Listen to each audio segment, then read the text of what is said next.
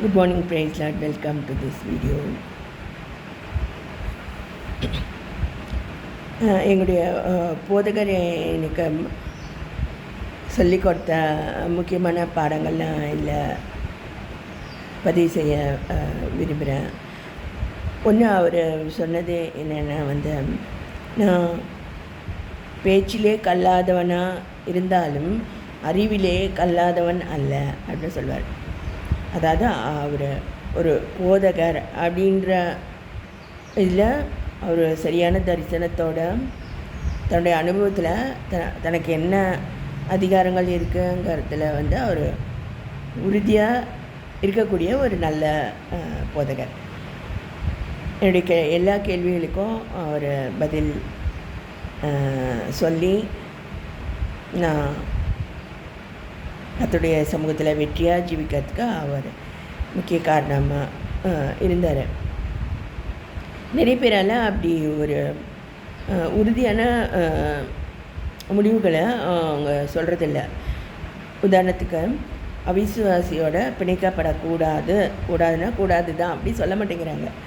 இப்படியும் இருக்கலாம், ஜென்ம சுபாவமான அன்பு இருக்கலாம், அப்படி இருக்கலாம்னு ஏதோ கன்ஃபியூஸ் பண்ணி விட்டுடுறாங்க. இதனாலெல்லாம் பிரச்சனை வருது. ஆனால் இந்த போதகர் அப்படி தன்னுடைய அனுபவத்தில் உறுதியாக இருந்தார். அவர் சொல்லிக் கொடுத்த முக்கியமான பாடம் என்னென்னா சபையிலையோ இல்லை குடும்பத்திலையோ எல்லாராலையும் ஒன்று போல் சிந்திக்க முடியாது. அவங்கவுங்க நிலைமையில தான் அவங்களால சிந்திக்க முடியும் அப்படிங்கிறது அவர் சொல்லிக் கொடுத்த முக்கியமான பாடம்.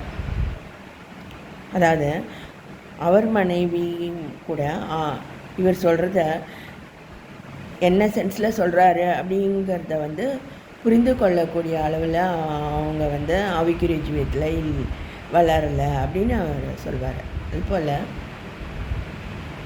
வீட்லேயும் எல்லா ஒர்க் ஸ்பாட்லேயும் கூட நமக்கு அந்த மாதிரி சுச்சுவேஷன்ஸ் நம்ம ஃபேஸ் பண்ணுறோம். நம்ம சொல்கிறதா அவங்க அவங்களுடைய கண்ணோட்டத்தில் தான் அவங்க பார்ப்பாங்க, அல்லது நம்மளை பற்றி ஏதோ கேள்விப்பட்டிருப்பாங்க. நம்ம ஒரு இடத்துக்கு போகிறோன்னா நம்மளை விட நம்மளை பற்றின நியூஸ் அங்கே நமக்கு முன்னாடி அங்கே போகும். இதெல்லாம் கூட எங்கள் பாஸ்டர் சொல்லி கொடுத்தது தான். ஸோ அவங்க ஏதோ கேள்விப்பட்டதை வச்சு நம்மளை பற்றி ஏதோ ஒரு ப்ரிஜுடிஸ் அவங்க வச்சுருப்பாங்க. அதை வச்சு தான் அவங்க நம்மளை பற்றி ஒரு ஒப்பீனியன் அவங்க வச்சுருப்பாங்க. நிறைய பேர் உங்களை பற்றி அவருக்கு நல்ல ஒப்பீனியன் இல்லை அப்படின்னு சொல்கிறத நான் கேட்டிருக்கேன் ஒர்க் ஸ்பாட்டில்.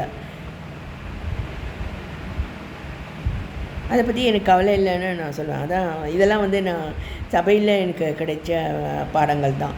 மற்றவங்க நம்மளை பற்றி என்ன ஒப்பீனியன் வச்சுருக்காங்கன்றது அதை பற்றி நம்ம ஒரி பண்ணிட்டே இருந்தோன்னா நம்ம மென்டல் ஹாஸ்பிட்டலில் தான் இருக்கணும். Already people are like that. People think we are mad. அப்படி இருக்கும் போது நம்ம அதை ஒரி வேற பண்ணோன்னா ஸ்டேட்டில் அமிண்டி போகிறது தான் இருக்கும். ஸோ அது போல் நம்ம இதனால எல்லாம் கர்த்தர் என்ன பெரிதான அற்புதத்தை செஞ்சு என்ன உளையான சேட்டிலேருந்து பாவ சேட்டிலேருந்தும் மன உளைச்சல்களான சேட்டிலேருந்தும் மற்றவங்களுடைய ஒப்பீனியன் அந்த மாதிரியான உளையான சேரிகள்லேருந்து கர்த்தர் என்ன தூக்கி இந்நாள் வரைக்கும் கண்மலையின் மேல் நிறுத்தி இருக்கார்.